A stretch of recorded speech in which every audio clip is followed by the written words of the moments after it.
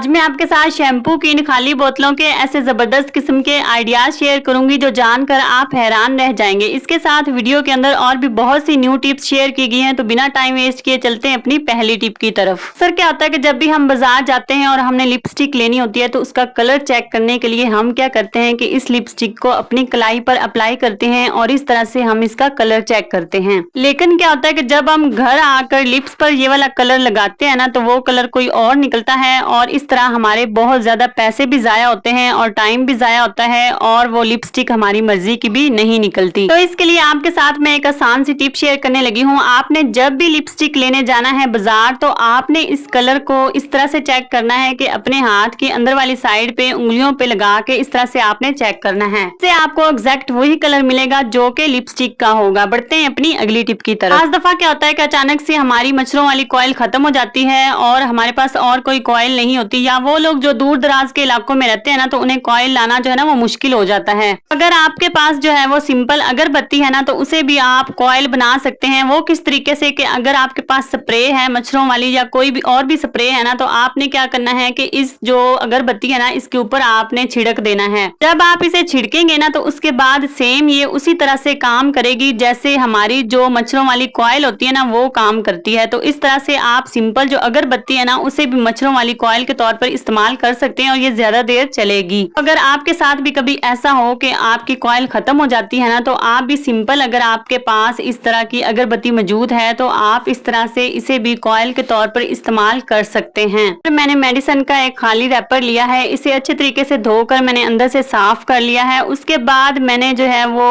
Toothpaste लिया। आप कोई भी टूथपेस्ट ले सकते हैं और जहां जहां पे टेबलेट है ना वहां वहां पे आपने इसके अंदर ये डाल देनी है। अब हमारे पास ये छोटा सा एक क्यूट सा ऑर्गेनाइजर बनकर रेडी हो चुका है और जब भी हम सफर पर जाते हैं तो हमें एक पूरी टूथपेस्ट साथ ले जाना पड़ती है। आपने क्या करना है कि जब भी सफर पर जाना है आपने इस तरह से टेबलेट का खाली पत्ता लेना है। इस तरह से आप आसानी के साथ अपने साथ ट्रेवलिंग पे टूथपेस्ट को ले जा सकते हैं। बढ़ते हैं अपनी अगली टिप की तरफ। अंडों को इस्तेमाल करने के बाद उनके जो ये खाली खौल होते हैं ना उन्हें हम बेकार समझकर फेंक देते हैं, लेकिन ये भी बहुत ज्यादा काम के होते हैं। वो किस तरह से कि बहुत ज्यादा गर्मियों में छिपकलियां आ जाती हैं और छिपकलियों से बचने के लिए आपने क्या करना है, आपने अंडों के खौल लेने हैं और इस तरह से इनके अंदर सुई को गुजार के आपने इनके अंदर से जो है ना वो धागा परो लेना है। इस तरह से एक पूरा जो अंडा है ना उसका पूरा आपने इस तरह से छिलका लेना है और इसके अंदर से आपने धागे को परोना है। धागा डालने के बाद आपने गिरा लगा देनी है और इसे वहां लटकाना है जहां पे बहुत ज्यादा छिपकलियां आती हैं, तो इससे सारी छिपकलियां दूर भाग जाएंगी और इस तरह से आपको छिपकलियों से निजात मिल जाएगी और किचन में कभी भी छिपकली दाखिल नहीं होगी। बढ़ते हैं अपनी अगली टिप की तरफ। सर क्या होता है कि हमारी छुरियों के ऊपर बहुत ज्यादा जंग लग जाता है। जैसे मैं ये अपनी छुरी दिखा रही हूँ आपको, तो आप जंग को किस तरह से आसानी से घर में भी साफ कर सकते हैं। सिर्फ आपको दो चीजें यहाँ पे चाहिए। एक आपने मीठे सोडे का इस्तेमाल करना है और दूसरे नंबर पर इसके ऊपर आपने सिरका डाल लेना है। सिरका डालने के बाद आपने 5 मिनट के लिए वैसे ही इसे छोड़ देना है और छोड़ने के बाद आपने स्टील वूल लेनी है और उसकी मदद से आपने इसे अच्छी तरह से रगड़ना है।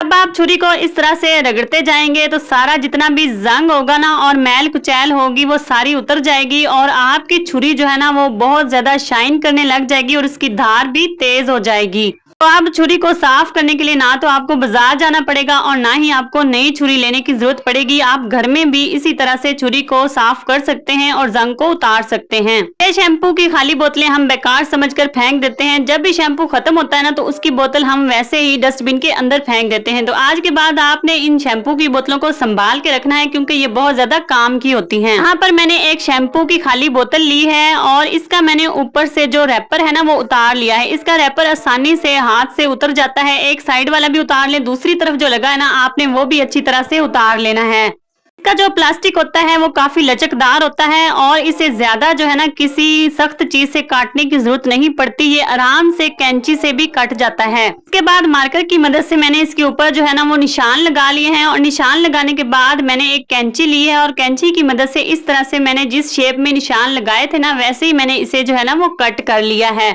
करने के बाद ये देखिए हमारे पास इस तरह का एक ऑर्गेनाइजर बनकर रेडी हो चुका है। उसके बाद मैंने सेलो टेप ली है, डॉक्टर वाली टेप जो होती है वो आपने लेनी है और इस तरह से ऊपर मैंने अच्छी तरह से इसे चिपका दिया है।